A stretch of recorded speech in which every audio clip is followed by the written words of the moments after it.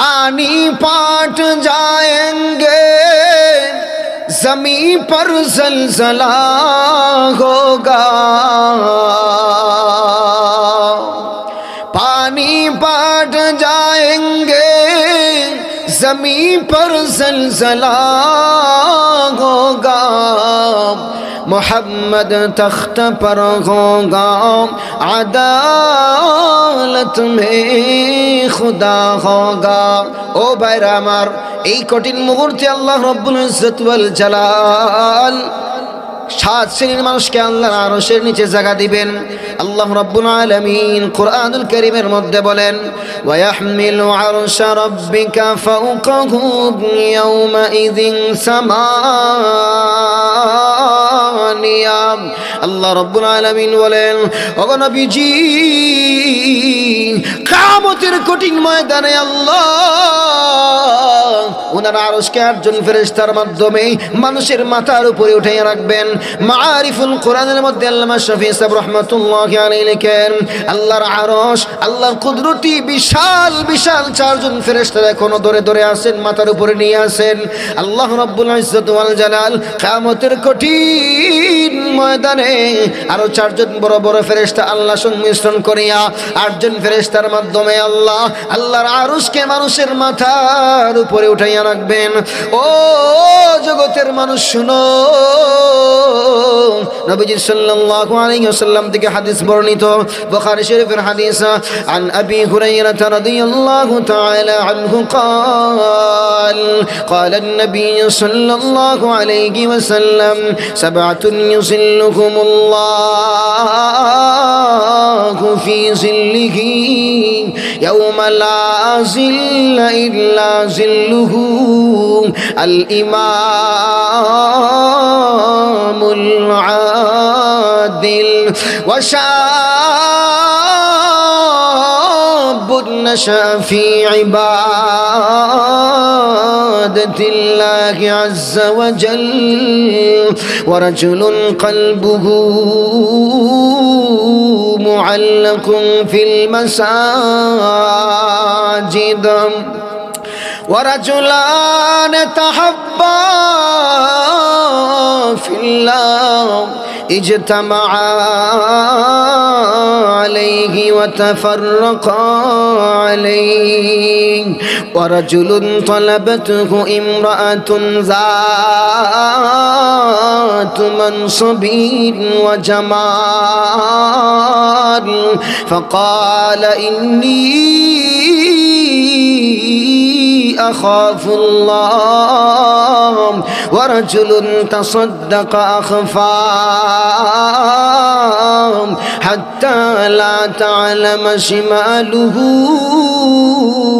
ما تنفق يمينه ورجل ذكر الله خاليا ففاضت عيناه আল্লাহর নবী বলেন, উম্মতেরা রে, শুনো শুনো শুনো, কিয়ামতের কঠিন ময়দানে আল্লাহর আরশের নিচে 7 শ্রেণীর মানুষকে জায়গা দিবেন। প্রথম নাম্বার হইল আল ইমামুল আদিল।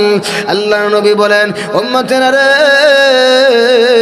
প্রথম নাম্বার কাদেরকে আল্লাহ জায়গা দিবেন জানুনি? আল্লাহ রাব্বুল ইজ্জত ওয়াল জালাল প্রথম নম্বরে আল্লাহ বলে আল্লাহ কাদেরকে জায়গা দিবেন? নবীজি বলেন ইমামুল আদিল। দুনিয়ার জমিনে যারা ন্যায় পরায়ণ শাসক হবে, যারা ন্যায় বিচারী হবে, আমার আল্লাহ কিয়ামতের কঠিন ময়দানে আমার আল্লাহ বলবেন, ও জগতের ন্যায় বিচারকরা, ও জগতের ইনসাফ করনেওয়ালা বিচারকরা, তোমরা কোথায় কোথায় কোথায়? আসো আসো আসো, আর আমার আরশের নিচে তোমরা বসে যাও। প্রথম নাম্বার কাদের কথা বললেন? ন্যায় বিচারকের কথা। দুনিয়ার জমিনে আল্লাহর কত বান্দারা, বড় বড় পীর বুজুর্গ, শাইখুল হাদিস মুহাদ্দিস ওয়াইজিন খতিবেনরা আছেন। আল্লাহ রাব্বুল ইজ্জত ওয়াল জালাল বলেন নাই, আমি আল্লাহ দুনিয়ার শাইখুল হাদিস আমার পীর বুজুর্গদেরকে, আমার অলিদেরকে আমি সর্বপ্রথম জায়গা দিব। আমার আল্লাহ ডাক দিয়ে বলেন, ও জগতের মানুষ শুনো, কিয়ামতের কঠিন ময়দানে আল্লাহ রব্বুল ইজ্জত ওয়াল জালাল সর্বপ্রথম যাদেরকে জায়গা দিবেন তারা হইলেন জগতের ন্যায় বিচারক। আল্লাহ বলেছেন ন্যায় বিচারক যারা আমি আল্লাহ তাদেরকে ডেকে ডেকে আমার আরশের নিচে জায়গা দিব। জোরে সোরে সুবহানাল্লাহ। এখন আমরা আগে হেডলাইনগুলো শুনি, তারপরে ঢাকার ওয়াইজ আসার আগ পর্যন্ত, ঢাকার বক্তা যিনি আছেন উনি আসার আগ পর্যন্ত যতটুকু সময় আছে প্রত্যেকটার বিতফসিল আমরা আলোচনা করবো ইনশাআল্লাহ। আগে হেডলাইনগুলো শুনি, কারা কারা আল্লাহর আরশের নিচে জায়গা পাবে। প্রথম নম্বর পাইলাম আমরা, কি পাইলাম? যারা ন্যায় বিচারক তাদেরকে আল্লাহ রাব্বুল আলামিন সর্বপ্রথম আল্লাহর আরশের নিচে জায়গা দিবেন। দুই নম্বর কারা? وشاب نشأ في عبادة الله عز وجل। আল্লাহ নবী সাল্লাল্লাহু আলাইহি ওয়াসাল্লাম বলেন, উম্মতেরা রে, দুই নম্বরে আল্লাহর আরশের নিচে কাদেরকে জায়গা দিবেন জানো নি?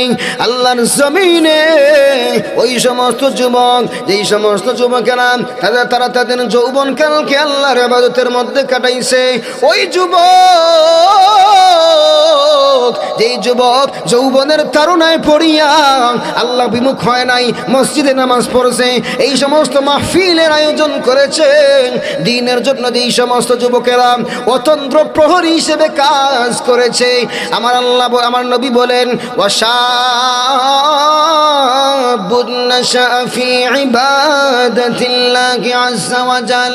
আল্লাহ রাব্বুল আলামিন কিয়ামতের ওই কঠিন ময়দানে আল্লাহ ওই সমস্ত যুবকদেরকে আল্লাহ ডেকে ডেকে নিয়ে আল্লাহর আরশের নিচে জায়গা দিবে।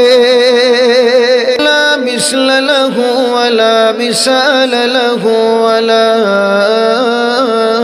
মাসীলা লাহু ولا مقارن له ولا مكاظم له ولا مداري له ولا مضارع له ولا مناظر له ونشهد أن سيدنا وسندنا وحبيبنا وحبيب ربنا وطبيبنا وطبيب قلوبنا مؤيدنا مخدومنا منزومنا معصومنا مقصومنا مقصودنا أجدر الخلق جديرنا أعظم الخلق وأشرف الخلق وأحسن الخلق وأجمل الخلق وأكمل الخلق وأنور الخلق من الحسن والسدارة والولاية والحكاية والعناية والهداية والأمانة والإمامة أعلانا وأجلانا وأتقانا وأزهدنا وأرفقنا وأنورنا وأخترنا وأكبرنا أحمر أنور أجدر أطفل أوثق أنور أجمل أكمل لهم ثم نشهد أن حبيب ربنا وصمدنا محبوب جدلنا ونسلنا ووصلنا إيماننا مبين فرقاننا هادي سبيلنا رونق جدراننا هو عدوة نظمة قدوة رتبة أسوة حسنة أما بعد فقد قال الله تبارك وتعالى في كلامه المجيد وفرقانه الحميد أعوذ بالله من الشيطان الرجيم بسم الله الرحمن الرحيم فيومئذ وقعت الواقعة وانشقت السماء فهي يومئذ واهية والملك على أرجائها ويحمل عرش ربك فوقهم يومئذ ثمانية وقال سيدنا رسول الله صلى الله عليه وسلم إن المقسطين عند الله على منابر من نور عن يمين الرحمن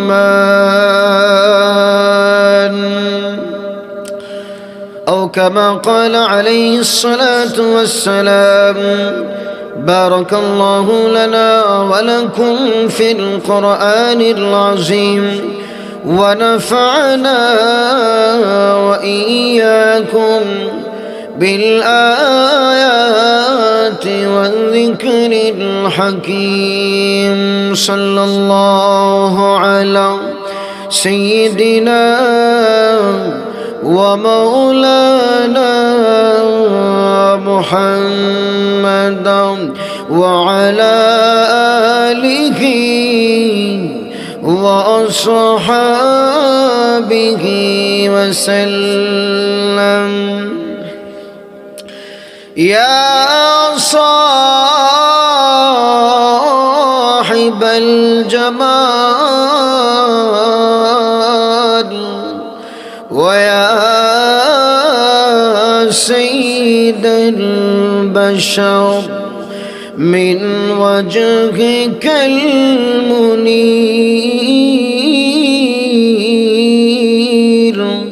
لقد نور القمر بلغ العلا بكماله كشف الدجى بجماله حسنت جميع خصاله صلوا عليه وآله لا إله جرى شر لا إله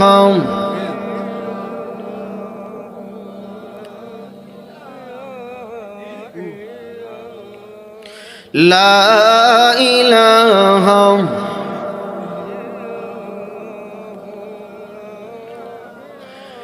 जो दुनिया फितरत से नहीं लाइक परवाज़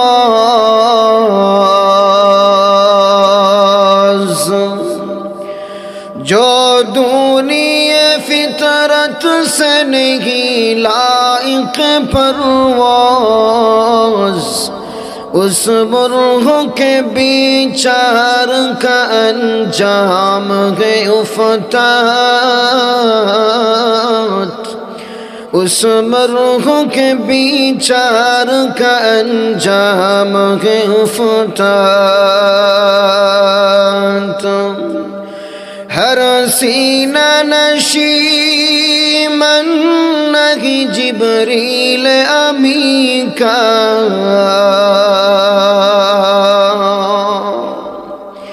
हर सीना नशी मन नहीं जिब्रील अमी का हर फिक्र नहीं ताइर फिरदौस का सय्याद, हर फिक्र नहीं ताइर फिरदौस का सय्याद। ला इलाहा ला इलाहा इल्लल्लाह, ला इलाहा इल्लल्लाह मुहम्मदुर রাসূলুল্লাহ সাল্লাল্লাহু আলাইহি ওয়াসাল্লাম। শঙ্কর সেনা মুকামবাড়ি প্রবাসী সংগঠনের উদ্যোগে আজ 17 ডিসেম্বর রোজ বুধবার প্রথম বার্ষিক ইসলামী মহাসম্মেলন ও দোয়া মাহফিলের চলমান অধিবেশনের শ্রদ্ধাভাজন সদরে ইজলাস, সামনে উপবিষ্ট পিতৃতুল্য মাতার ছায়া মুরব্বিয়ান আজম, জাতির কর্ণধার, জাতির ভবিষ্যৎ, প্রাণপ্রিয় যুব সমাজ, ছাত্র সমাজ, মাইকের আওয়াজ যতদূর পৌঁছাচ্ছে অভ্যন্তরীণ সর্বপ্রকার ধর্মপ্রাণ মুসলমান ও পর্দানিসীন অত্যন্ত শ্রদ্ধা সম্মানিত মহিষীমা ও বোনেরা, আপনারা এতক্ষণ আলোচনা শুনছিলেন সুদূর কুয়াকাটা থেকে আগত হাফিজুর রহমান সিদ্দিকী হাফিজাহুল্লাহর আপন ছোট ভাই মুফতি মাহফুজুর রহমান জাবের কুয়াকাটা। অত্যন্ত সুন্দর আলোচনা করেছেন, আপনারা শুনেছেন। ওনাকে আনার পিছনে এবং এই মাহফিলকে সুন্দর করে সাজিয়ে তোলার পিছনে যে প্রবাসী ভাইদের উদ্যোগ, আল্লাহ রব্বুল ইজ্জত ওয়াল জালালকে, আল্লাহ রব্বুল ইজ্জত ওয়াল জালাল উক্ত প্রবাসী ভাইদেরকে প্রবাস জীবন, দুনিয়ার জীবন পূর্ণাঙ্গ সুখময়, শান্তিময়, সমৃদ্ধময় বানিয়ে দিন। সকলে বলুন আমিন। সম্মানিত হাজিরিন, এই মজলিস এমন এক মজলিস, এমন এক মাহফিল, এই মাহফিলের মধ্যে যদি আমরা বসি, বসার সঙ্গে সঙ্গে জিন্দগির সগীরা গুনাহ মাফ। সুবহানাল্লাহ, আসেন জোরে হন। যদি আমরা তওবা করে উঠতে পারি তাহলে জিন্দগির কবিরা গুনাহ আল্লাহ মাফ করে দেবেন, যদি তওবাটা তওবায়ে নসুহা হয়। আমাদের অন্তর তো আসলে পাথরের মতো আমাদের অন্তর হয়ে গেছে। আমরা আমাদের অন্তরকে নরম করতে হবে ভাই। যদি আমরা আমাদের অন্তরকে নরম করি তাইলে আমাদের অন্তর থেকে আল্লাহ রাব্বুল আলামিন ঈমানি শাখা উৎপন্ন করবেন। ঈমানের শাখার মাধ্যমে আমরা জান্নাতের প্রতীক হতে পারব। আল্লাহর ওলি বড় সুন্দর বলে, সালহা তু সঙ্গ বুদি দিল খরাশ,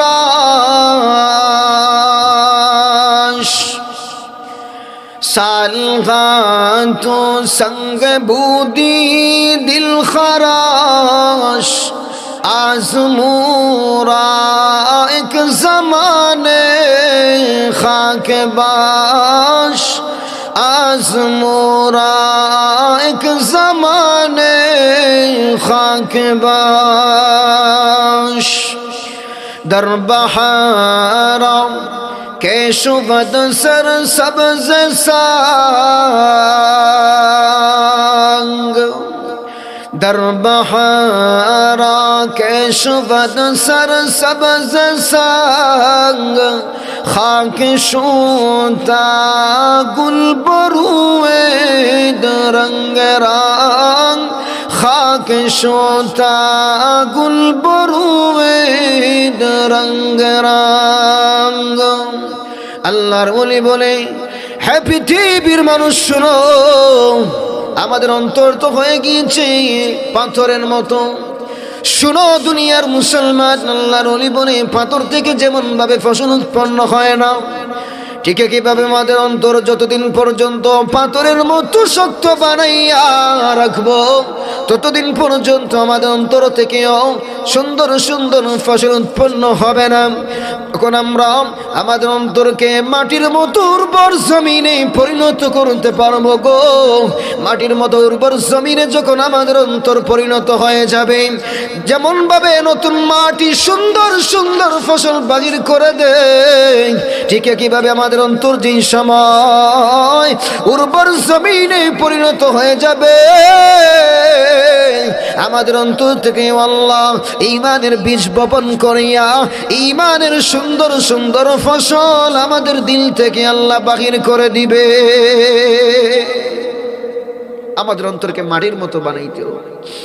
এজন্যই তো আল্লাহর একলি বড় সুন্দর করে বলেন, হর সিনা নশি মন নহি জিবরিল আমিকা,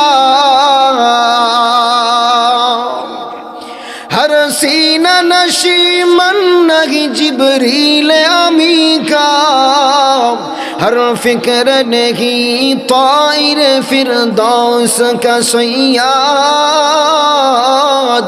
হর ফিক্র নহি তাইর ফিরদৌস কা সৈয়াদ। তোমার আমার দিলটা যদি আমার আল্লাহর জন্য হয়ে যায়, আমার আপনার দিল যখন আল্লাহর জন্য হয়ে যাবে, আল্লাহর ওলি কবির ভাষায় বলে, আল্লাহর ওলি কবিতার ভাষায় বলে, হর সিনা নশি মন নহি জিবরিল আমিকা, হর ফিক্র নহি তাইর ফিরদৌস কা সৈয়াদ, হর ফিক্র নহি তাইর ফিরদৌস কা সৈয়াদ। আল্লাহর ওলি বলে, ও জগতের মানুষ শুনো, তোমার অন্তর যদি সুন্দর অন্তর হয়ে যায়, তাহলে কোরআনের ভাষায় বলা যায়, ও দুনিয়ার মানুষ, তোমার অন্তরের মধ্যেও জিবরিল আমিনের আসা যাওয়া চলতে থাকে। এবার আমাদের অন্তর যদি নরম হয়ে যায়, আল্লাহর জন্য হয়ে যায়, ওই অন্তরটা জান্নাতের, জান্নাতুল ফিরদাউসের পাখি হয়ে যাবে। আর আমরা দুনিয়ায় বসে আল্লাহর জন্য যখন আমাদের অন্তরকে করতে পারবো, আমাদের অন্তরকে আল্লাহ জান্নাতের পাখি বানাইয়া মরণের পরে আল্লাহ জান্নাতেও দিয়া দিবে। আমার ভাইরা, আমার বন্ধুরা, আজ আমাদের সমাজের মধ্যে অধপতন দেখবেন। দুনিয়ার জমিনের মধ্যে আমরা চলাফেরা করি, মসজিদ পাওয়া যায়, মুসল্লি পাওয়া যায় না। দুনিয়ার জমিনে দেখবেন কোরআন আছে গো, কিন্তু কোরআন পড়নেওয়ালা পাওয়া যায় না। দুনিয়ার জমিনে ইসলাম আছে, মুসলমান আছে, মুসলমানিত্ব পাওয়া যায় না। ঠিক কিনা বেরিক জুড়ে বলে? এজন্য তো আল্লাহর ওলি বলে, ওয়াইসে কওমে কি ও পুখতা খিয়ালি না রহি, ওয়াইসে কওমে কি ও পুখতা খিয়ালি না রহি, বরকে তজল্লি না রহি, শুলা মকালি না রহি, বরকে তজল্লি না রহি, শুলা মকালি না রহি। रख गई रस्मे अज़ा रूह बिलाली ना रही, रख गई रस्मे अज़ा रूह बिलाली ना रही, फलसफा रख गाया तलकीन गज़ाली ना रही, फलसफा रख गाया तलकीन गज़ाली ना रही। मस्जिदे मरसिया ख़्वाहे के नमाज़ी ना रही, मस्जिदे मरसिया ख़्वाहे के नमाज़ी ना रही, यानी वो साहिब औसाफ हिजाज़ी ना रही, यानी वो साहिब औसाफ हिजाज़ी ना रही। आज মানুষ ইসলাম থেকে দূরে যার কারণে দেখা যায় মসজিদ আছে, আজান শোনা যায়, বেলালি আজান পাওয়া যায় না। আজ মসজিদ সমূহ অট্টালিকাময় হয়ে যায়, কিন্তু মুসল্লি খুঁজে পাওয়া যায় না। একমাত্র কারণ এই সমস্ত মাহফিল থেকে দূরে থাকার কারণে।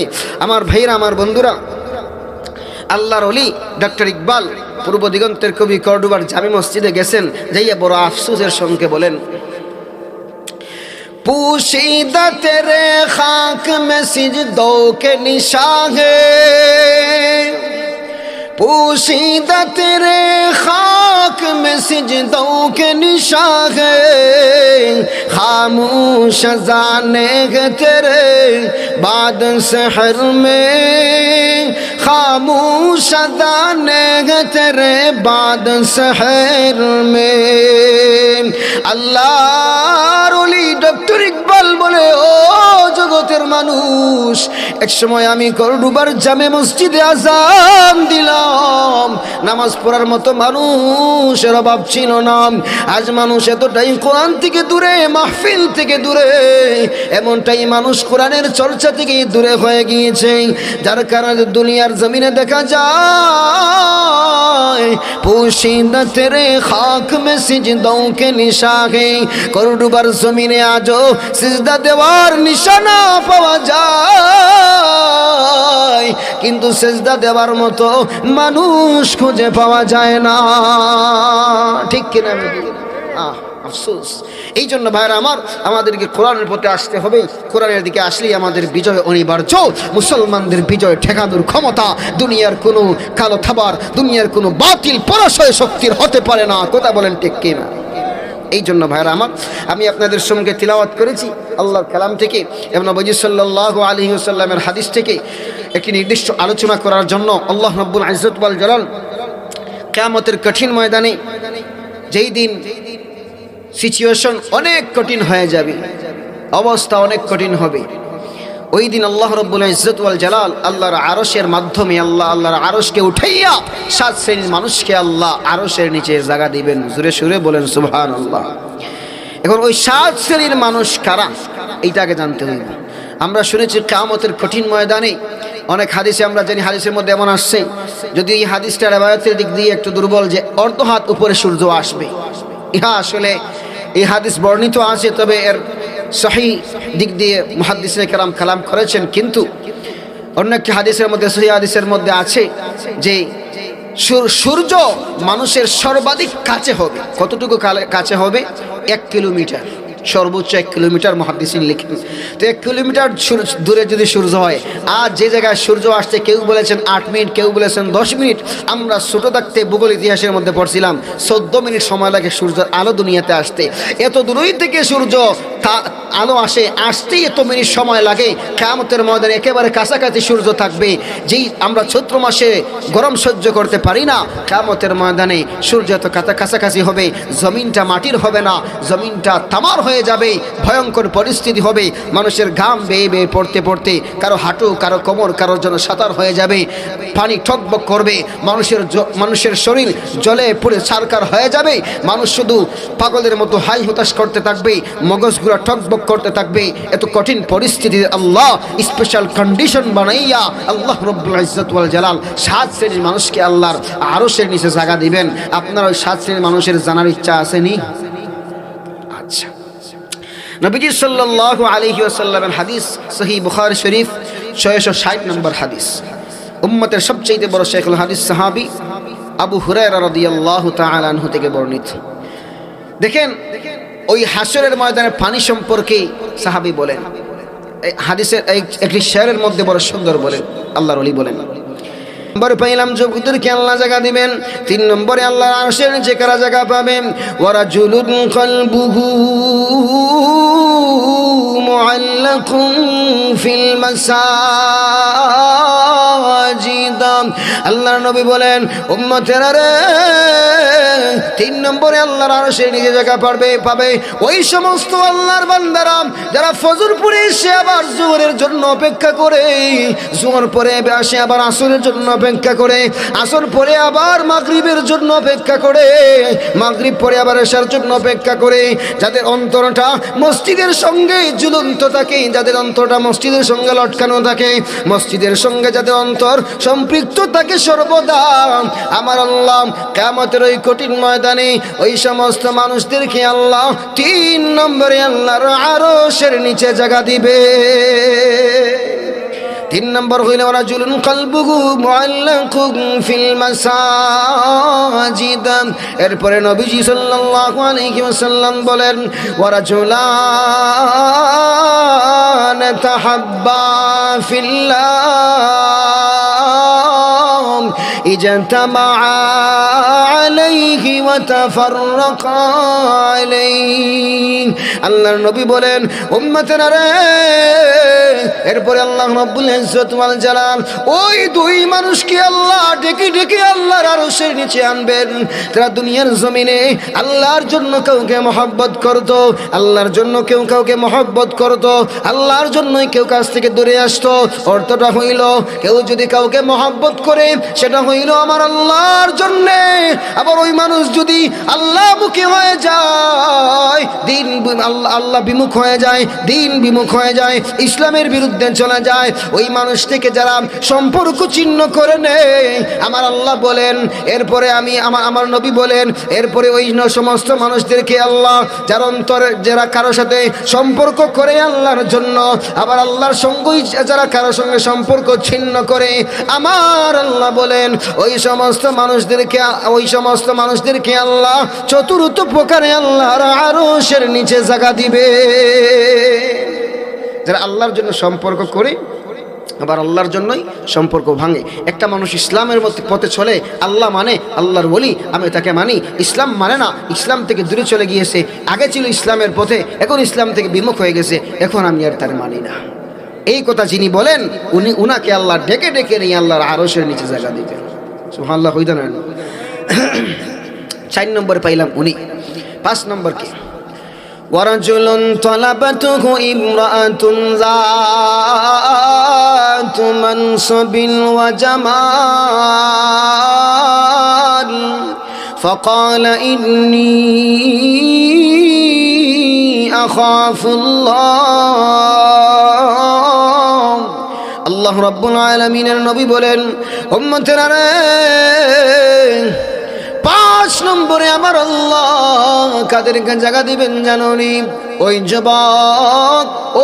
যুবক যেই যুবকে একজন সুন্দরী রমণী, একজন সুন্দরী যুবতী অথবা সুন্দরী মহিলা তাকে গুনাহের কাজের জন্য ডাকে, আর যুবক ডাক দিয়ে বলেন ফাকালা ইন্নী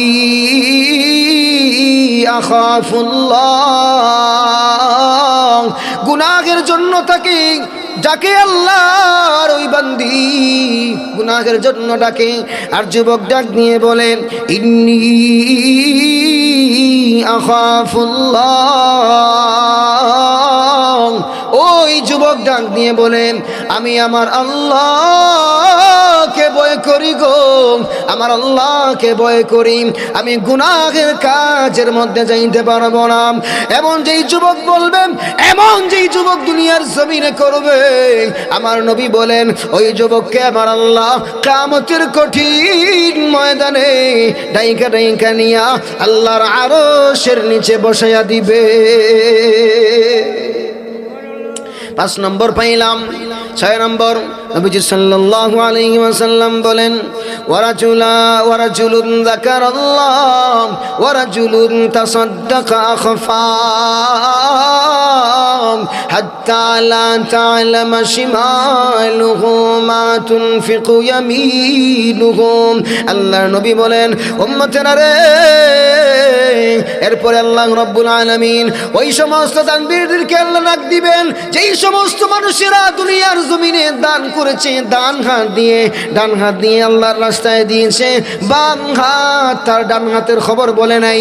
অর্থাৎ এমনভাবে গোপনভাবে যারা সদকা খয়রাত করেছে, আমার আল্লাহ রব্বুল ইজ্জত ওয়াল জালাল ওই সমস্ত মানুষদেরকে গোপন করে সদকা করার কারণে আল্লাহ রব্বুল আলামিন তাকে আল্লাহ ডেকে ডেকে নিয়ে জান্নাতের মধ্যে যাওয়ার আগে আল্লাহর আরশের নিচে স্পেশাল কন্ডিশনে আমার আল্লাহ বসায়া দিবে। এরপর নবীজি সাল্লাল্লাহু আলাইহি ওয়াসাল্লাম বলেন ওয়ারাজুলুন যাকারাল্লাহ খালিয়ান ফাফাদাত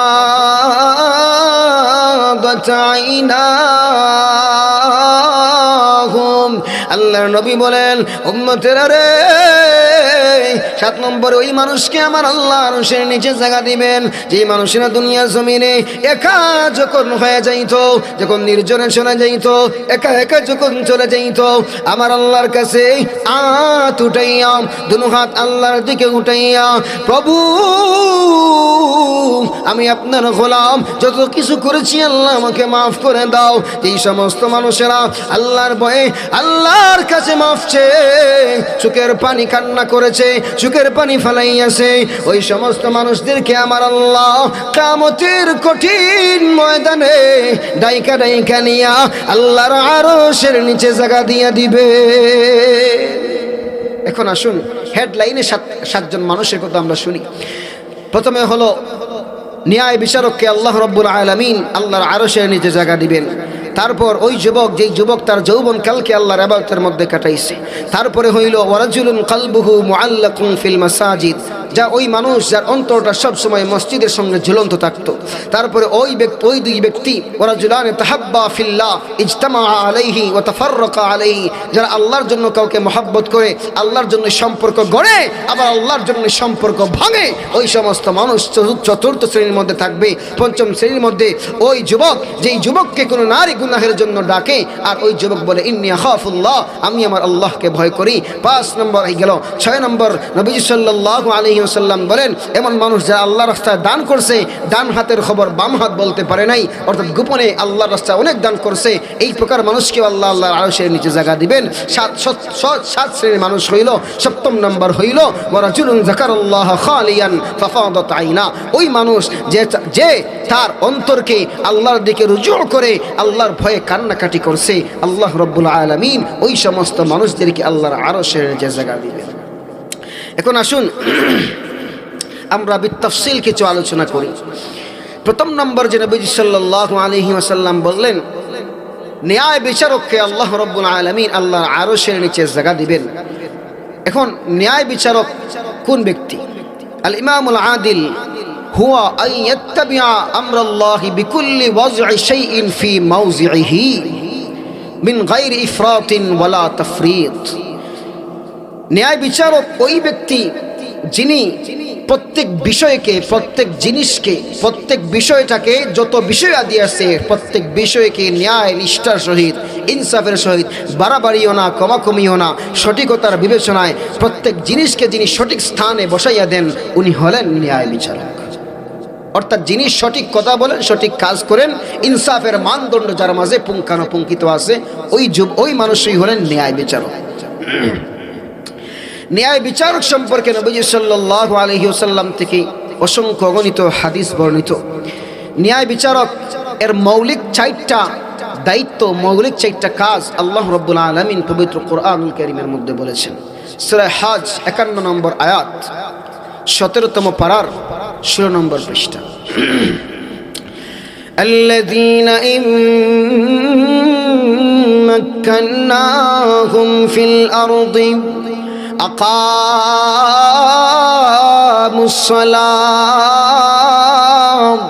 ওয়া আতাউজ যাকাহ ওয়া আমারু বিল মা'রুফ ওয়া নাহাউ আনিল মুনকার ওয়ালিল্লাহি আকিবাতুল উমুর। আল্লাহ রাব্বুল আলামিন বলেন দুনিয়ার জমিনে যারা ন্যায় বিচারক হবে, আল্লাহ মানদণ্ড দেন আকামুস সালাহ, তারা নামাজ প্রতিষ্ঠা করবে, ওয়া আতাউজ যাকাত, এবং ঠিক মতো যাকাত আদায় করবে। গরিবের হক মেরে খাইবে এমনটা হবে না, গরিবের হক অন্যায়ভাবে খাইবে উনি যতই বিচারক হন না কেন ন্যায় বিচারক হতে পারেন না। ঠিক বেঠিক আসেনি? প্রথম নম্বর আল্লাহ বলতেছেন আকামুস সালাহ ওয়া আতাউজ যাকাত। 2 নম্বর হইল যে যাকাত যে ঠিকমতো আদায় করেন। যাকাতের মধ্যে এখানে মুফাসসিরিন লিখেন যে যাকাতের মধ্যে আল্লাহ রাব্বুল আলামিন বুঝাইতে চান দান সদকা সহ ফরজ যাকাত সহ সব কিছু এর মধ্যে শামিল। আল্লাহ রাব্বুল আলামিন বুঝাইতে যান ন্যায় বিচারক তো উনি যে নামাজও পড়বেন, নামাজ প্রতিষ্ঠাও করবেন এবং নবীজি সাল্লাল্লাহু আলাইহি ওয়াসাল্লামকে আল্লাহ জানাইয়া দেন আল্লাহ রাব্বুল আলামিন বলেন ওয়া আতাউজ যাকাত, এবং যাকাতও ঠিক মতো আদায় করবেন। গরিবের হক খাইয়া নামদারি বিচারি হইলেও সঠিক বিচারি হওয়া যায় না। কথা কোন ঠিক কি না? আর জোরে সুরে এখন আসুন এরপরে বলেন ওয়া আমারু বিল মারুফ ওয়া নাহাউ আনিল মুনকার, এবং ন্যায় বিচারক তো হলেন তিনি ওয়া আমারু বিল মারুফ, যিনি সৎ কাজের আদেশ করবেন, ওয়া নাহাউ আনিল মুনকার, এবং অসৎ কাজ থেকে মানুষকে বাধা দিবেন। যদি এমন বিচারক হন মানুষকে ন্যায় বিচার দিবেন তো দূরের কথা, মানুষের দ্বারা যদি অন্যায় উপকর্ম করায় দুনিয়ার জমিন তাকে ভালো মানুষ যদিও সার্টিফিকেট দেয়, দুনিয়ার জমিন তাকে যদিও ন্যায় বিচারক বলে, অন্যায়কে প্রশ্রয় দেওয়ার কারণে অন্যায় কাজ করার কারণে আল্লাহর ভাষায় কোরআনের ভাষায় দুনিয়ার নিকৃষ্ট জালিম হইল এই ব্যক্তি। জুরে সুরে ঠিক বেরি করেন না কেন আপনারা? আমারু বিল মারুফ ওয়া নাহাউ আনিল মুনকার, সৎ কাজের আদেশ দিব, অসৎ কাজ থেকে নিষেধ করব, ওই ব্যক্তি ন্যায় বিচারক। এখন যিনি সৎ কাজের আদেশ দেন না, অসৎ কাজ থেকে নিষেধ করেন না, উনি ন্যায় বিচারক আল্লাহর মানদণ্ডের ভিতরে নয়। আল্লাহর মানদণ্ডের ভিতরে যদি ন্যায় বিচারক উনি না হন তাহলে দুনিয়াতেও না আখিরাতেও না। দুনিয়ার মানুষ ন্যায় বিচারক খুব আর যত কিছুই বলো সাপ বললেও আল্লাহর কাছে কোনো কাজ হবে না। কথা কোন ঠিক কি না? আমার ভাইরা, আমার বন্ধুরা, এখন আসুন আল্লাহ রাব্বুল আলামিন ন্যায় বিচারকের ফজিলত সম্পর্কে কি বলেন। এরপরে দুনিয়ার মধ্যে ন্যায় বিচারকের একটা দৃষ্টান্ত দিব, তারপরে 2 নম্বর আলোচনা ওয়া শাবুন নাশা ফি ইবাদাতিল্লাহি আযজা ওয়া জাল্লা। দেখেন 1871 নং হাদিস মুসলিম শরীফের, নবীজি সাল্লাল্লাহু আলাইহি ওয়াসাল্লাম ন্যায় বিচার যিনি করবেন ওনার সম্পর্কে নবীজি কি বলেন দেখেন। قال النبي صلى الله عليه وسلم إن المقسطين عند الله على منابر من نور عن يمين الرحمن। আল্লাহর নবী বলেন উম্মতেরা রে শুনো শুনো শুনো, ইন্নাল মুকসিতিনা ইনদাল্লাহ আলা মানামিরি মিন নূর আন ইয়ামিনির রহমান। নবী বলেন উম্মত, দুনিয়ার জমিনের মধ্যে যদি তুমি ন্যায় বিচার করতে পারো, দুনিয়ার জমিনের মধ্যে যদি তুমি ইনসাফ কায়েম করতে পারো গো উম্মত, তাইলে শুনো ইন্নাল মুকসিতিনা ইনদাল্লাহ, দুনিয়ার জমিনে যিনি ন্যায় বিচারক হবেন, নবীজি বলেন ইন্নাল মুকসিতিন, নিশ্চয়ই যারা ন্যায় বিচারক হবেন, বিচার কার্য ঠিক মতো সম্পাদন করবেন। আল্লাহর নবী সাল্লাল্লাহু আলাইহি ওয়াসাল্লাম বলেন ইনদাল্লাহ আলা মানামিরিম মিন নূর আন ইয়ামিনির রহমান।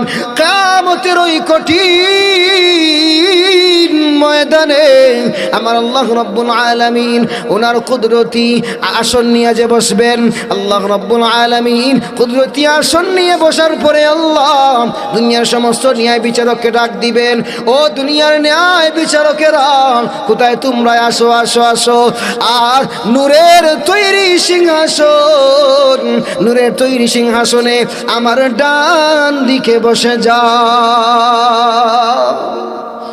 ন্যায় বিচারক যারা হবেন, নবী বলেন দুনিয়ার জমিনে যারা ন্যায় বিচার করবে গো উম্মত, আল্লাহ রাব্বুল আলামিন ওই ন্যায় বিচারককে কিয়ামতের কঠিন ময়দানে আল্লাহর ডান পাশে আল্লাহ কুদরতি ভাবে আল্লাহ নূরের সিংহাসন বানাইয়া আল্লাহ রাব্বুল আলামিন ন্যায় বিচারকদেরকে নূরের সিংহাসনে বসাইবে।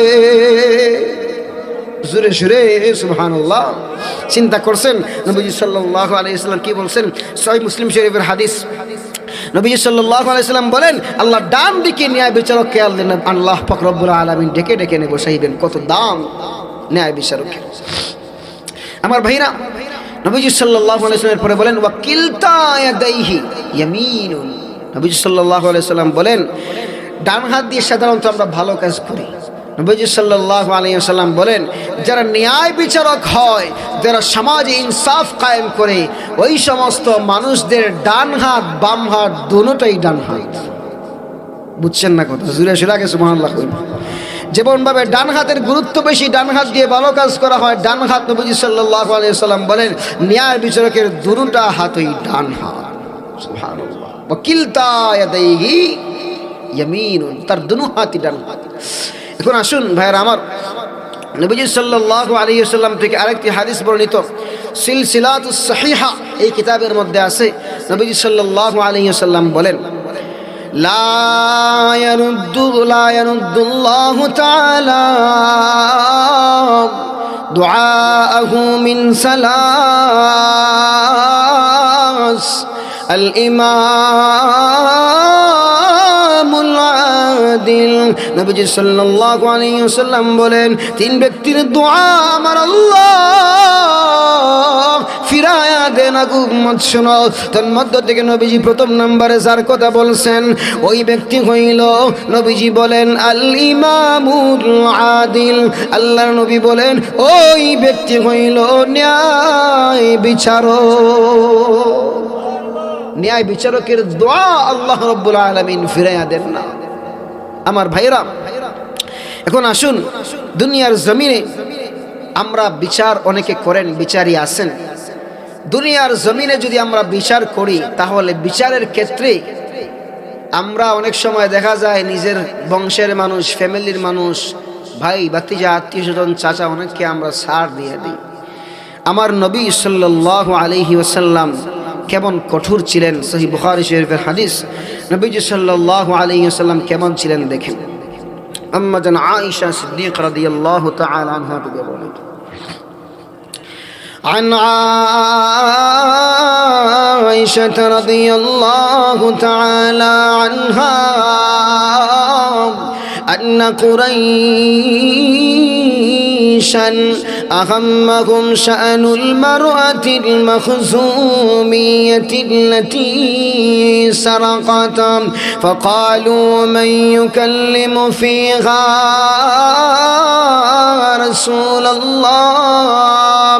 قالوا من يجترئ عليهم إلا أسامة بن زيد حب رسول الله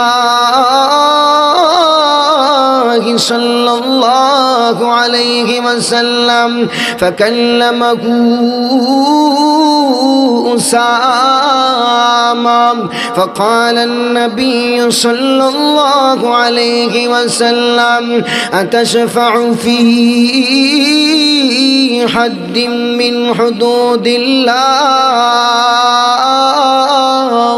আম্মা জান আয়েশা বলেন ও জগতের মানুষ শুনো, একবার কুরাইশ বংশের একজন নারী চুরি করেছে, একজন মহিলা কুরাইশ বংশের চুরি করেছে।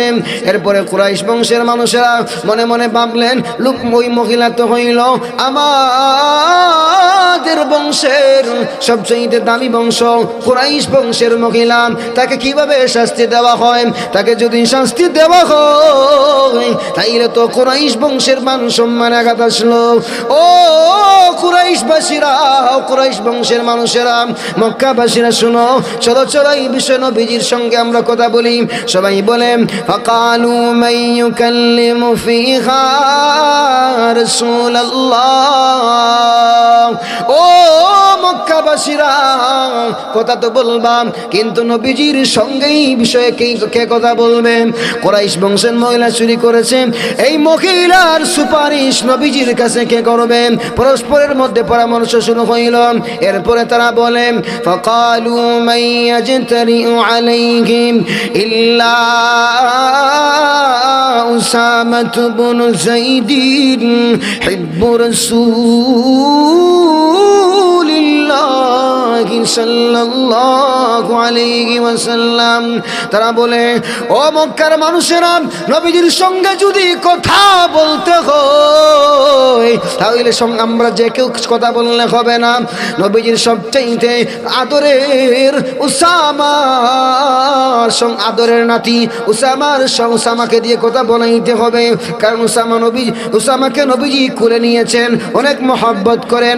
উসামার দিয়ে কথা বলাও নবীজির সঙ্গে। এবার যে উসামা ইবনে যায়দ রাদিয়াল্লাহু তাআলা আনহু নবীজি সাল্লাল্লাহু আলাইহি ওয়াসাল্লামের কাছে আসলেন। ফাকাল্লামাহু উসামা, নবীজির সঙ্গে এবার ওই মহিলা সম্পর্কে কথা বললেন, যেই মহিলা চুরি করছে ওই মহিলা সম্পর্কে উসামা বলেন, ইয়া রাসূলুল্লাহ, ইয়া হাবিবাল্লাহ, ওগো নবীজি,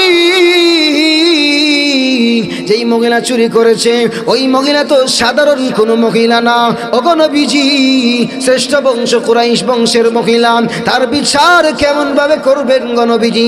তাকে কি মাফ করে দেওয়া যায় না? তাকে কি রুখসত দেওয়া যায় না? নবীজি কি জবাব দেন রে উম্মত শোনো। ফাকাল নবী সাল্লাল্লাহু আলাইহি ওয়াসাল্লাম, ইয়া উসামা আতাশফাউ ফি হাদ্দিন মিন হুদুদিল্লাহ। আল্লাহর নবী বলেন, উসামা রে, তুমি কি আমার আল্লাহর পক্ষ থেকে নির্ধারিত বিধানের বিপক্ষে কথা বলতে চাও?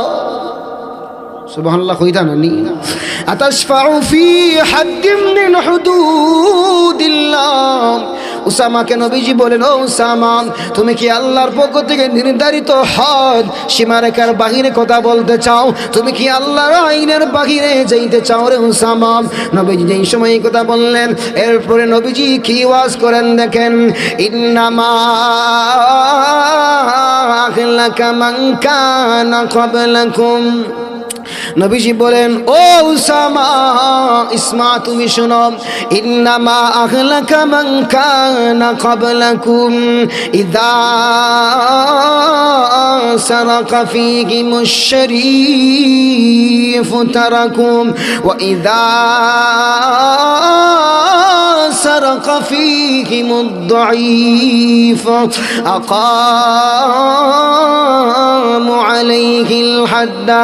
আল্লাহর নবী বলেন, উসামা রে, তুমি জানোনি তোমাদের পূর্বে যত সমস্ত আল্লাহর বান্দারা উম্মতরা এসেছিল, যত নবীরা এসেছিল দুনিয়ার জমিনে, অধিকাংশ উম্মতদেরকে আল্লাহ রাব্বুল আলামিন কেন ধ্বংস করছেন জানোনি? ইন্নামা আহলাকা মান কানা ক্বাবলাকুম ইযা সারাকা ফীহিমুশ শরীফ তারাকুম।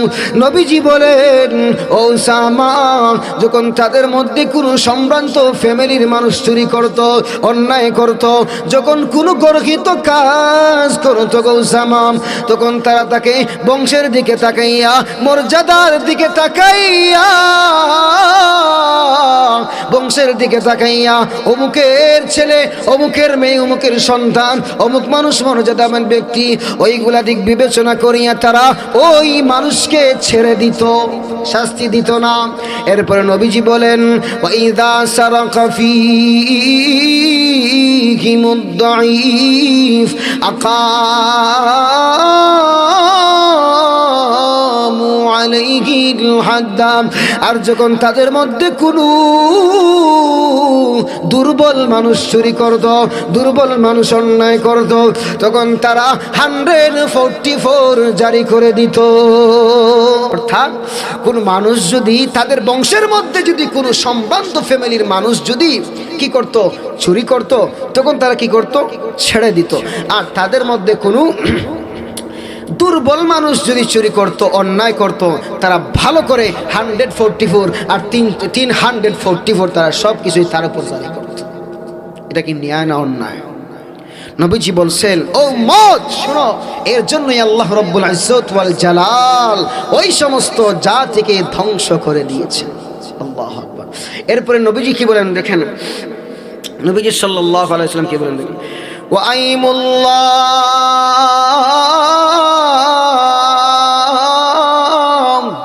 আল্লাহর নবী বলেন, উসামা রে, আল্লাহর কসম করে বলি, নবীজি বলতেছেন আল্লাহর কসম করে বলি, ও উসামা তুমি শোনো, ওয়া আইমুল্লাহ, আল্লাহর শপথ করে বলি গো উসামা তুমি শুনো, তুমি তো আমাকে কুরাইশ বংশের কথা বলেছো, ওই মহিলা চুরি করেছে কুরাইশ বংশের, আমার বংশের মানুষ, আমি তাকে ছাড় দিতাম। ও উসামা তুমি শোনো, লাউ সারাকাত ফাতিমাতু ইবনাতু মুহাম্মাদিন সাল্লাল্লাহু আলাইহি ওয়াসাল্লাম লাকাতাতু ইয়াদাহা, আল্লাহর নবী বলেন, উসামা রে শুনো শুনো শুনো, আমার মেয়ে ফাতিমা, মুহাম্মদের মেয়ে ফাতিমা যদি চুরি করে গো, মুহাম্মদের মেয়ে ফাতিমা যদি চুরি করে, আমার মেয়ে ফাতিমা যদি চুরি করে, নবীজি বলেন আল্লাহর কসম করে বলি, আমি নবী মুহাম্মদ সঙ্গে সঙ্গে আমার মেয়ে ফাতিমার হাত কেটে দিব। সুবহানাল্লাহ। আয় খাতমে রসুল উম্মতে তো খৈর উমম বুদম চো সামরে কে আবদ গমাদর ফসল আখিরি, আয় খতমে রসুল নজমে সুবুল সুবহ হিদায়া,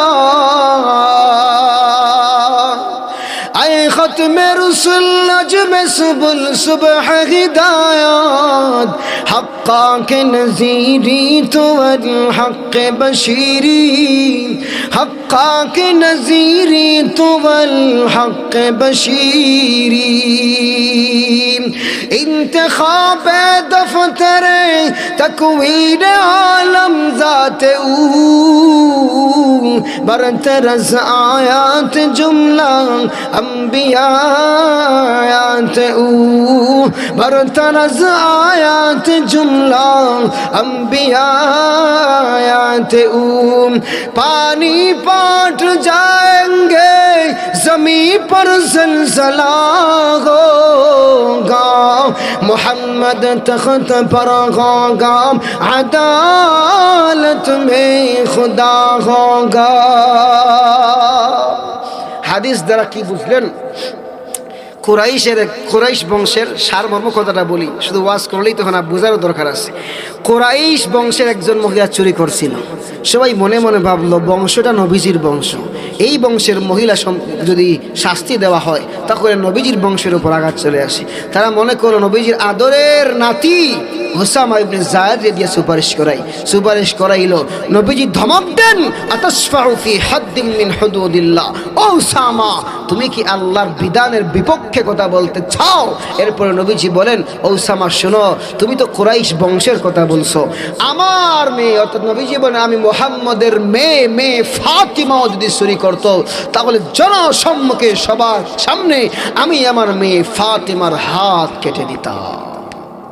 ন্যায় বিচারে সুস্পষ্ট উদাহরণ যদি দিতে হয় তাহলে আমার নবী সাল্লাল্লাহু আলাইহি ওয়াসাল্লামকেই সর্বপ্রথম ন্যায়ের উদাহরণ দিতে হবে। যার কারণে দুনিয়ার অনেক সায়েন্টিস্ট, অনেক সেকুলারিজম যারাও আছে, দেখা যায় শুরুতে নাস্তিক ছিল, মুহাম্মদের জীবনী পড়ে, মুহাম্মদের ইতিহাস পড়ে, মুহাম্মদের সিরাহ আলোচনা করে পড়ে, তার জিন্দগির সব কিছু অনুধাবন করার পরে নাস্তিক মুরতাদ সায়েন্টিস্টরা পর্যন্ত নবী মুহাম্মদের জিন্দগি পড়ে মুসলমান হয়ে গিয়েছে। এই জন্য আমার নবী ন্যায় নিষ্ঠার সর্বোচ্চ উদাহরণ ছিলেন। আমার ভাইরা, প্রথম নাম্বার পাইলাম যে আল্লাহ রাব্বুল ইজ্জত ওয়াল জালাল 7 শ্রেণীর মানুষকে আল্লাহ কিয়ামতের কঠিন ময়দানে ওনার আরশের নিচে স্পেশাল কন্ডিশন বানাইয়া আল্লাহ জায়গা দিবেন। প্রথম নাম্বার হইল আল ইমামুল আদিল, ন্যায় বিচারক। আর সোজা কথা ওইটাও বলি, কিয়ামতের কঠিন ময়দানে আল্লাহ রব্বুল আলামিনের পক্ষ থেকে সবচেয়ে দূরে কারা হবে? আবাদু মিনাল্লাহ আল ইমামুল জাইর। নবীজি সাল্লাল্লাহু আলাইহি সাল্লাম বলেন, আল্লাহর পক্ষ থেকে কিয়ামতের কঠিন ময়দানে সবচেয়ে দূরে যেই ব্যক্তি হবে, ওই ব্যক্তি হবে অন্যায় বিচারী, অর্থাৎ অত্যাচারী শাসক বা যারা ঘুষ সুদ খাইয়া বিচারকে ডানকে বাম করে বামকে ডান করে। আল্লাহ রাব্বুল ইজ্জত ওয়াল জালাল অন্য হাদিসের মধ্যে আছে, নবীজি সাল্লাল্লাহু আলাইহি সাল্লাম বলেন, আল্লাহ রাব্বুল আলামিন কিয়ামতের কঠিন ময়দানে ধুর ধুর বরিয়ে তাড়িয়ে আল্লাহ রাব্বুল আলামিন তাকে দূরে ঠেলে দিবেন। নাউজুবিল্লাহ বলবেন না? তো এই জন্য যেমনভাবে ন্যায় বিচার করলে আল্লাহর ডান পাশে নূরের মিম্বরে বসা যাবে, আবার যদি অন্যায় বিচার করা হয় তাহলে আল্লাহর সবচেয়ে ঘৃণিত, আল্লাহ ধুর ধুর বলে যাদেরকে তাড়িয়ে দিবেন তারা হলেন অন্যায় বিচারক। এই জন্য ন্যায় বিচারের পক্ষে কারা কারা আছেন হাত উঠান। এখন ন্যায় বিচার কি? আল্লাযীনা ইয়াদিলুনা ফি হুকমিহিম ওয়া ফি আহলিহিম। নবীজি সাল্লাল্লাহু আলাইহি ওয়াসাল্লাম বলেন, ওয়াফি ওয়ালিহিম, যত সমস্ত ন্যায় বিচার কারা, ন্যায় বিচারক কারা, আগে বলেছি হুয়া আইয়াত্তাবিয়া আমরাল্লাহ, হুয়া আইয়াত্তাবিয়া আমরাল্লাহ বিকুল্লি ওয়াজ'i শাইইন ফি মাওযিহি মিন গায়রি ইফরাতিন ওয়ালা তাফরিতিন। যারা ঠিক ঠিক মতো জায়গার জিনিস জায়গায় রাখা হয়, অন্যায়কে অন্যায়, ন্যায়কে ন্যায় বলা হয়, তারা বিচারক, তারা ন্যায় বিচারক। আর নবীজি আরেক হাদিসের মধ্যে এভাবে বলেছেন, আল্লাযীনা ইয়াদিলুনা ফি হুকমিহিম ওয়া ফি আহলিহিম ওয়া ফি ওয়ালিহিম। নবীজি সাল্লাল্লাহু আলাইহি ওয়াসাল্লাম থেকে হাদিস, নবীজি সাল্লাল্লাহু আলাইহি ওয়াসাল্লাম বলেন, যারা তার ফ্যামিলির ক্ষেত্রে, নিজে হুকুম আহকাম মানার ক্ষেত্রে সর্ব বিষয়ে এবং তার অধীনস্থ যারা আছে সব বিষয়ে যদি সে পুঙ্খানুপুঙ্খিতভাবে আল্লাহর হুকুমের অনুসরণ করে, অর্থাৎ বেইনসাফি করে না, আদলের ইনসাফ কায়েম রাখে, তখন নবীজি সাল্লাল্লাহু আলাইহি ওয়াসাল্লাম বলেন সেই ন্যায় বিচারক। এখন আমাদের কোনো এমন যদি নেতা দুনিয়ার জমিনে হন, যেই নেতা গরিবের হক মেরে খান, ওই মানুষ কি ন্যায় বিচারক না জালেম? জোরে বলেন, জালেম। এই জন্য জালেমকে আবার আমাদের মাথায় মুসাল্লাত করতে হলে সাবধানে ওই ছোট্ট ঘরের মধ্যে যাইয়া শিলচাপ্পড় দিয়ে। কথা কি বুঝতেছেন? ওই ঘরে যাইয়া, যেই ঘরে গিয়ে শিলচাপ্পড় দেন নির্বাচনের সময়, ওই ঘরে যাইয়া হুশ ঠিক রেখে আমরা ইনশাল্লাহ দেব। ওই দিকে আলোচনা না হলে যাইতাম আমরা। যে আমাদের সামনে এমন একটি সময় আসতে, জব যদি তৌফিক দেন হতে পারে, সুন্দর এক পরিবেশ হতে পারে, আর না হয় ভবিষ্যৎ আল্লাহ ভালো জানেন। আমরা দোয়া করি আল্লাহ আমাদের মাতৃভূমিকে আল্লাহ সর্বদা সবসময় শান্তির জমিন হিসেবে কবুল করুন, সকলে বলুন আমিন। যার মাধ্যমে আমাদের বাংলাদেশ সুরক্ষিত থাকে আল্লাহ রাব্বুল আলামিন, যার মাধ্যমে বাংলার জমিনের মধ্যে ইসলাম বিদ্বেষী কোনো কানুন যাতে বাস্তবায়ন না হয়, আউল বাউল ফাউল সরকারের মতো রাষ্ট্রীয় মার্কা মানুষ কোরআন নিয়ে যাতে ব্যঙ্গ না করতে পারে, আল্লাহর জমিনে আল্লাহকে নিয়ে বাজে মন্তব্য যাতে না করতে পারে, দুনিয়ার জমিনে আমার আল্লাহর বিধান নিয়ে যদি কেউ কোনো কটূক্তি না করতে পারে, কোরআন হাদিসের আঘাত না আসে, কোরআন হাদিসের বিরুদ্ধে যায়, এমন কোন মানুষকে বাংলার মুসলমান চায় না। কথা বলেন ঠিক কিনা? আমার বাংলাদেশে যেই আসো, আমি ব্যক্তিগতভাবে বলি আমার কোনো মাথা ব্যথা নাই, কিন্তু বাংলার মুসলমান এক জায়গায় আপোষ করবে না। যখন তার নবীর উপর আঘাত চলে আসবে, ঈমানের উপর আঘাত চলে আসবে, আল্লাহর সিফত আল্লাহ রাব্বুল আলামিনের ইজ্জত রক্ষার জন্য যখন প্রশ্ন চলে আসবে, বাংলার মুসলমান জান দিয়ে দিবে, কল্লা দিয়ে দিবে, ঈমান দিবে না। কথা বলুন ঠিক কিনা? এজন্য ভাইরা আমার, ন্যায় ইনসাফ আমরা সর্ব জায়গার মধ্যে রক্ষা করা ইহা আমাদের দায়িত্ব। আসুন পরবর্তী সামনের দিকে আগাই। এরপরে নবীজি সাল্লাল্লাহু আলাইহি সাল্লাম কি বলেছেন? 2 নম্বরে আল্লাহর আরশের নিচে যাদেরকে জায়গা দিবেন তারা হইলেন ওয়াশাবুন নাশাআ ফি ইবাদাতিল্লাহি আযজা ওয়া জাল। ওই যুবক, যেই যুবক কিয়ামতের কঠিন ময়দানে আল্লাহ রাব্বুল আলামিন ওই যুবককে জায়গা দিবেন যেই যুবক দুনিয়ার জমিনে চলা অবস্থায় তার যৌবন কালকে অন্যায়ের মধ্যে কাটায় নাই, মুকামবাড়ি প্রবাসী সংগঠন বানাইয়া মাহফিল করছে, নামাজ পড়ছে, বিভিন্ন ভালো ভালো দিনের কাজের মধ্যে দিনের অতন্দ্র প্রহরী হিসেবে কাজ করেছে। আল্লাহ রাব্বুল ইজ্জত ওয়াল জালাল ওই যুবককে ডাক দিবেন, যুবক আসো আমার আরশের নিচে বসো। জোরে সুরে সুবহানাল্লাহ। আমার ভাইরা, এখন যুবক ভাইদের সম্পর্কে কথা হইল যে আপনারা আপনাদের যৌবন এমন একটি দামি জিনিস, দেখেন হাদিসের মধ্যে আছে, আপনি যদি সেজদা দিয়া আল্লাহর কাছে একবার ডাকেন, আল্লাহকে আল্লাহ বলে ডাক দেন, আমার আল্লাহ আপনার ডাকে 70 বার জবাব দেন। সুবহানাল্লাহ। আপনারা হইতে পারেন না মনে হয়, জোরে সুরে সুবহানাল্লাহ। আমার ভাইরা, যুবক তো এমন, এই যুবক যেই সময় ইসলামের জান্ডা নিয়ে দাঁড়িয়ে যায়, খালিদ বিন ওয়ালিদ রাদিয়াল্লাহু তাআলা আনহু, উমর ফারুক রাদিয়াল্লাহু তাআলা আনহু, আব্দুর রহমান ইবনে আউফ রাদিয়াল্লাহু তাআলা আনহু, এই সমস্ত সাহাবায়ে কেরামগণ মাঠে ময়দানে যেই সময় যুদ্ধ জিহাদের ময়দানে যুবক যেই সময় দাঁড়িয়ে গেছে, তখন নবীজি সাল্লাল্লাহু আলাইহি ওয়াসাল্লামের পক্ষ থেকে ওই জিহাদ, ওই যুদ্ধের বিজয় আল্লাহ যুবকের মাধ্যমে অটোমেটিক দেয়া দিয়েছে।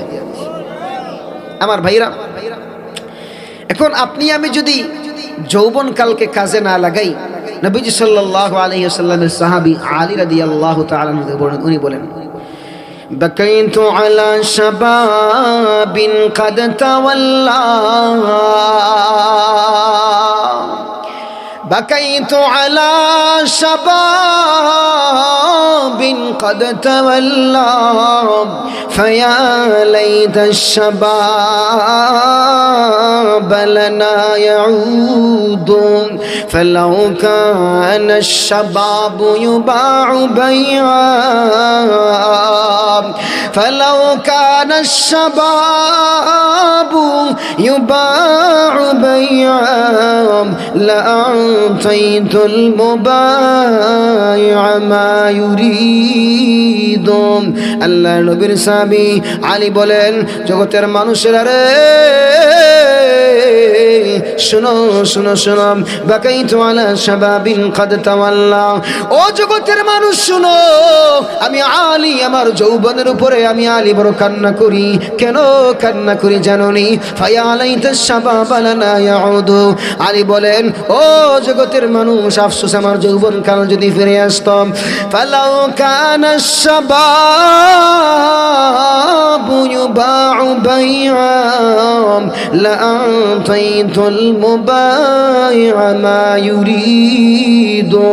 আল্লাহর নবীর সাহাবী আলী বলেন, ও জগতের মানুষ শুনো, বাংলার জমিনে শ্রীমঙ্গলের বাজারে শঙ্কর সেনার মানুষেরা যদি তোমরা শোনো, উনি বলেন ওই শ্রীমঙ্গলের বাজারে যদি যৌবন কাল বিক্রি হইতো, নবীর সাহাবী আলী বলেন, আমি আলী আমাকে আল্লাহ যা দিছেন সব কিছু দিয়ে দিতাম, এরপরেও যৌবন কাল কিনে নিতাম।